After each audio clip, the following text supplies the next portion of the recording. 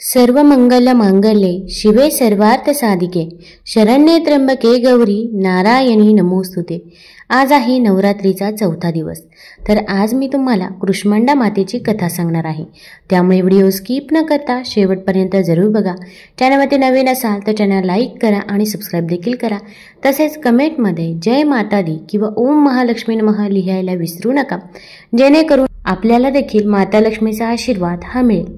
विश्वाची आई कृष्णमंडा, तिचे तेज लाखो सूर्यांसारखे आहे आणि या विश्वाच्या निर्मितीचे कारण नमो देवी महेश्वरी। कृष्णमंडा रूपात संपूर्ण विश्वाची आई असलेल्या, जिचे तेज लाखो सूर्यांसारखे आहे आणि या विश्वाच्या निर्मितीचे कारण असलेल्या देवी महेश्वरीला माझा नमस्कार। जय माता दी, तुला माझा नमस्कार। आई कृष्णमंडा यांचे आशीर्वाद तुम्हा सर्वांवरती सदैव राहो। जेव्हा दिवस नव्हता, रात्र नव्हती, आकाश नव्हते, पृथ्वी नव्हती, कोणताही प्राणी किंवा वनस्पती नव्हता, तेव्हा संपूर्ण विश्व दाट अंधारात झाकलेले होते। सर्वत्र फक्त शून्यता होती आणि कोणताही घटक प्रकट झाला नव्हता। ही अवस्था अनंत काळापर्यंत चालू राहिली, जोपर्यंत एक देवी शक्ती प्रकट झाली नाही। ती शक्ती स्वरूपात अमर्याद होती, तिचे तेज अनंत होते आणि तिचे तेज संपूर्ण शून्याला प्रकाशित करत होते। आणि ती शक्ती म्हणजे माता कृष्णमंडा, जिने तिच्या गोड हास्याने हे विश्व निर्माण केले। जेव्हा संपूर्ण विश्व घनदाट अंधारात होते, तेव्हा देवीने तिच्या हास्याने ज्या क्षणी ती हसली, तिने प्रकाश निर्माण केला। तिच्या हास्याने ऊर्जा सोडली, ज्यामुळे सूर्य, चंद्र, ग्रह आणि तारे प्रकट झाले। देवीचे तेज अफाट होते, तिचे रूप लाखो सूर्यांसारखे दिव्य वैभवाने युक्त होते। तिच्या 8 हातांच्या रूपाने तिच्या हातात दिव्य शस्त्रे होती, कमळ, गदा, चक्र, धनुष्यबाण, अमृतपात्र आणि जपमाळ।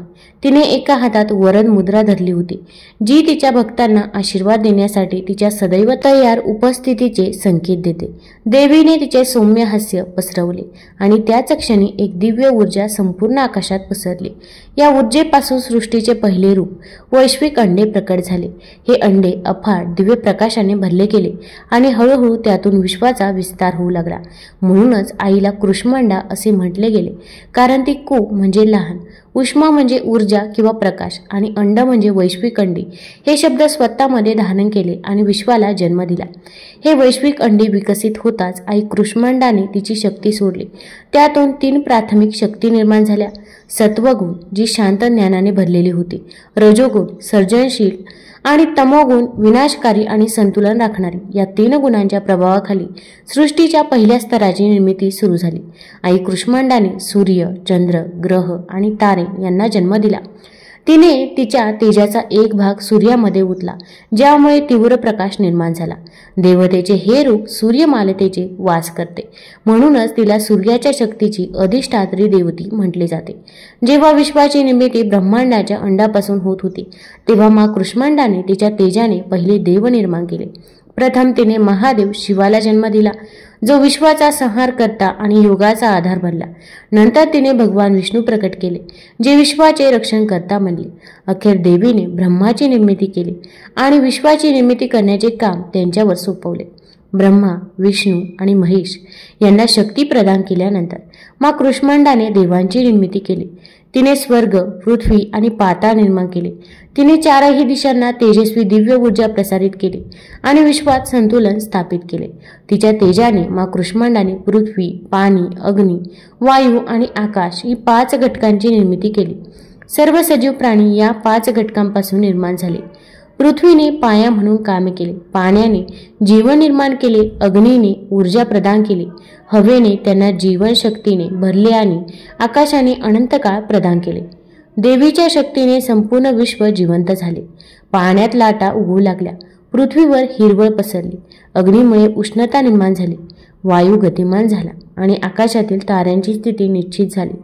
कृष्णमंडाने सूर्य, चंद्र, मंगळ, बुध, गुरु, शुक्र, शनी, राहू आणि केतू यांना त्यांच्या कर्मानुसार स्थान दिले आणि त्यांना विश्वाचे शासन करण्यासाठी महत्त्वाच्या शक्ती दिल्या। तिने सूर्याला सर्व ग्रहांचा स्वामी बनवले, जेणेकरून त्याची ऊर्जा जीवन टिकवू शकेल। जेव्हा सृष्टीची सुरुवात झाली, तेव्हा देवीने हे देखील सुनिश्चित केले की संपूर्ण विश्वात ऊर्जा आहे। ऊर्जेचा संतुलित प्रवाह सुनिश्चित करण्यासाठी तिने काळाचे चक्र तयार केले, ज्यामुळे रात्र आणि दिवस निर्माण झाले। तिने ऋतूंचा क्रम निश्चित केला आणि विश्वाच्या कार्यासाठी आवश्यक नियम स्थापित केले.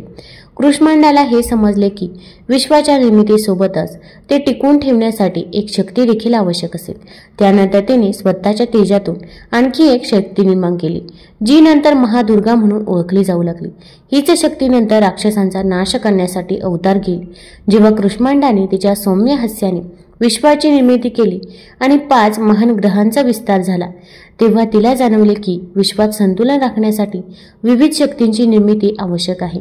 त्यानंतर तिने तिच्या दैवी शक्तीने देवांची निर्मिती केली, परंतु तिला हे जाणवले की केवळ अस्तित्व पुरेसे नाही, त्यांना त्यांच्या संबंधित भूमिका पार पाडण्यासाठी शक्ती आणि तेज प्रदान करण्याची देखील आवश्यकता आहे. आई कृष्मांडाने प्रथम तिच्या तेजाचा एक भाग सूर्यदेवाला बहाल केला. तिने सूर्यप्रकाश दिला आणि संपूर्ण विश्वात प्रकाश पसरवणारा आणि जीवनाच्या विकासाचा मार्ग मोकळा करणारा ऊर्जेचा स्तोत्र निर्माण केला. देवीने म्हटले, हे सूर्य, तू या सृष्टीचा जीवस्तोत्र होशील. माझ्या तेजाचा एक भाग आत्मसात करून तू पृथ्वी, आकाश आणि सर्व जगाला तुझ्या किरणांनी अनंत काळासाठी प्रकाशित करशील. तू काळाच्या चक्रावर नियंत्रण ठेवशील आणि संपूर्ण सृष्टीला जीवन देणारी ऊर्जा प्रदान करशील. सूर्याने देवीला नमन केले आणि त्याच्या निर्धारित वेगाने जगात प्रकाश पसरवू लागला. आई कृष्मांडाच्या तेजाने सूर्याच्या किरणांना अद्भुत उबदारपणा आणि जीवन देणारी शक्ती दिली. त्यानंतर देवीने चंद्रदेवाची निर्मिती केली आणि त्याला आशीर्वाद दिला. तिने त्याला शांत, सौम्य आणि सुखदायक चंद्रप्रकाश बहाल केला. ती म्हणाली, हे चंद्रा, तू या विश्वाला थंड करशील. जेव्हा सूर्याची उष्णता वाढेल तेव्हा तू तुझ्या शीतल किरणांनी पृथ्वीला शांत करशील. तुझी ऊर्जा पाण्यात शोषली जाईल, तिचे जीवन देणाऱ्या शक्तीत रूपांतर होईल. तू भावना आणि मनाचे संतुलन देखील करशील. आई कृष्मांडाच्या आशीर्वादाने चंद्र अमृतासारख्या किरणांनी भरला गेला आणि त्यांच्या उपस्थितीने पाणी, वनस्पती आणि प्राण्यांमध्ये सौम्यता आणि भावनिक संतुलन आले. त्यानंतर देवीने ब्रह्माला सृष्टीचे ज्ञान आणि शक्ती बहाल केली. जेव्हा ब्रह्माचा जन्म झाला तेव्हा तो अज्ञानी होता आणि त्याला त्याचा उद्देश माहीत नव्हता. मग आई कृष्मांडाने तिच्या तेजाने त्याच्या आत वेदांचे ज्ञान निर्माण केले. हे ब्रह्मा, मी तुला विश्व निर्माण करण्याची जबाबदारी सोपवते. माझ्या दिव्य तेजाने तू विश्व निर्माण करशील, सजीव प्राणी निर्माण करशील आणि जगात संतुलन स्थापित करशील. देवीच्या आज्ञेनुसार ब्रह्माने 4 वेदांचे पठण केले.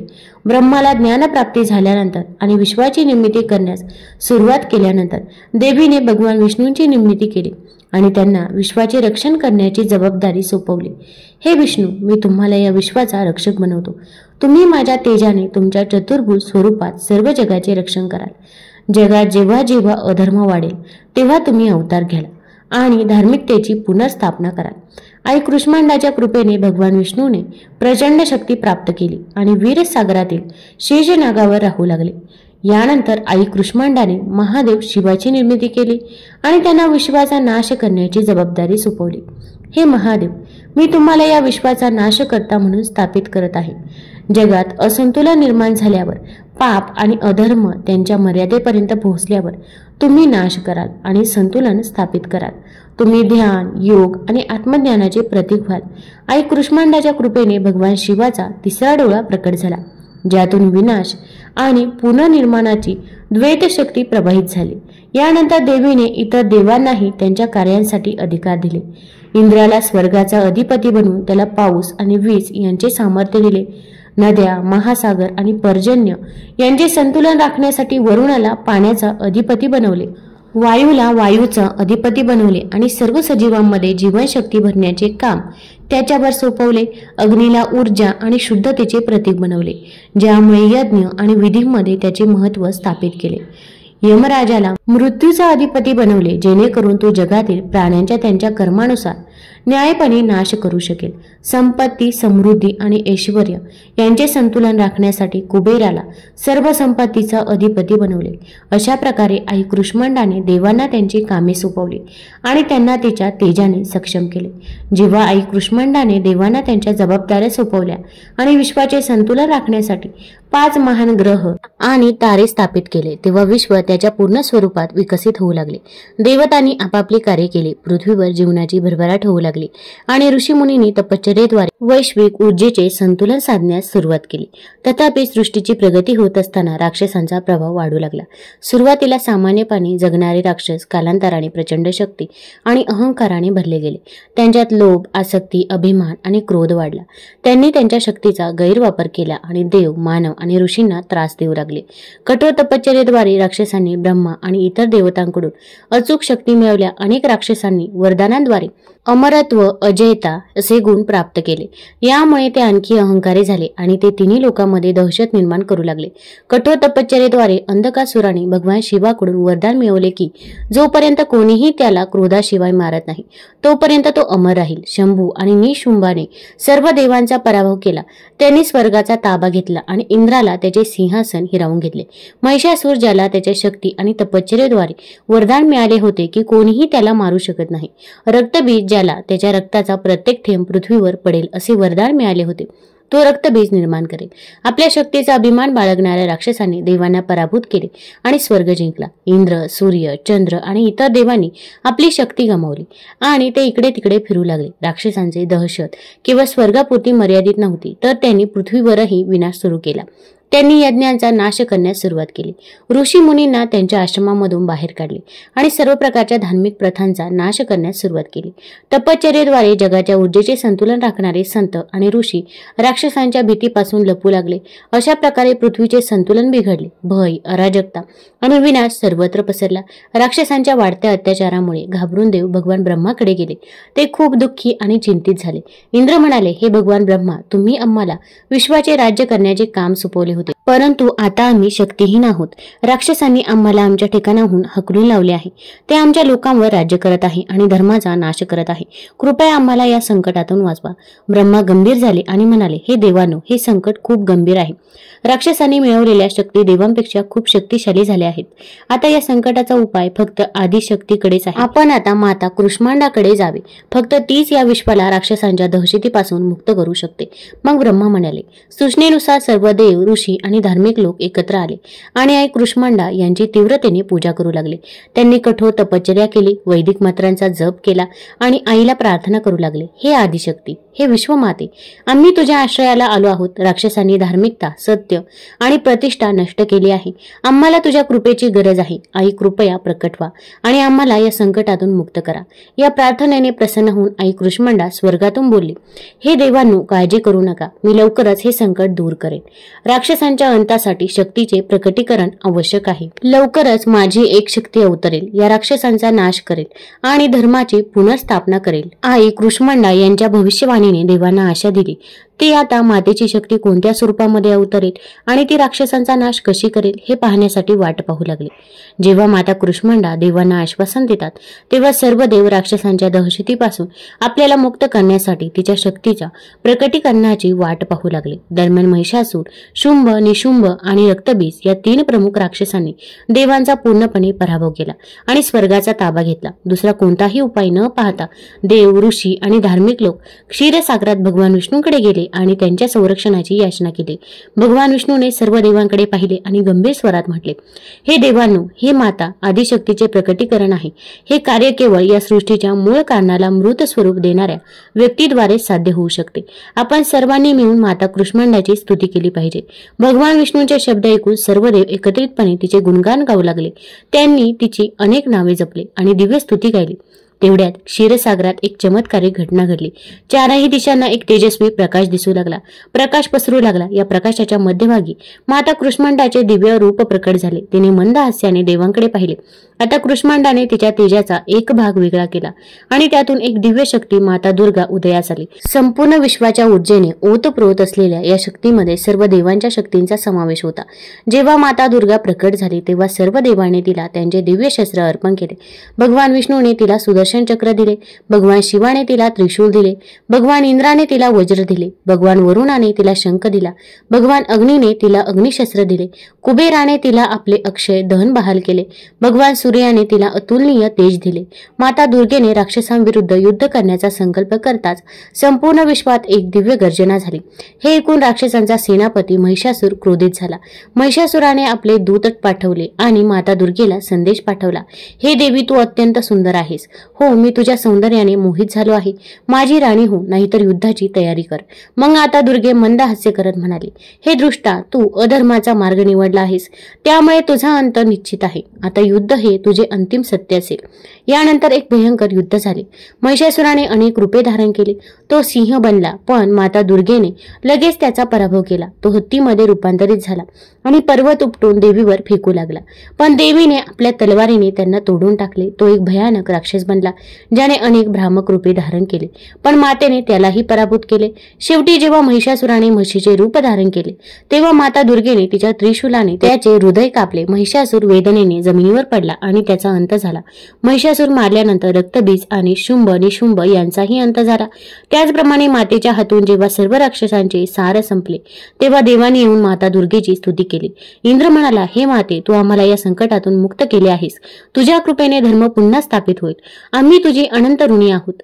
मग माता दुर्गेने मंद हास्य करत म्हटले, जगात जेव्हा जेव्हा अधर्म वाढेल, जेव्हा जेव्हा सत्य आणि धार्मिकता धोक्यात येईल, तेव्हा मी अवतार घेईन आणि विश्वाचे रक्षण करेन. आईने हे वरदान देता झाडांना नवीन पाने फुटली आणि ती फुलली. संपूर्ण विश्व पुन्हा ऊर्जेने भरले. पृथ्वीवर नद्या पूर्ण वेगाने वाहू लागल्या. ऋतू संतुलित झाले आणि शेती भरभराटीला आली. मानवांच्या हृदयातून भीती नाहीशी झाली आणि ते पुन्हा एकदा धर्म आणि सत्याच्या मार्गावर चालू लागले. प्रसन्न होऊन आई कृष्णमंडा देवांना आणि इतर पृथ्वीवरील सर्व प्राण्यांना आशीर्वाद देत म्हणाली, जो कोणी खऱ्या मनाने माझी पूजा करेल, त्याला शक्ती, आरोग्य, समृद्धी आणि जीवनात यश मिळेल.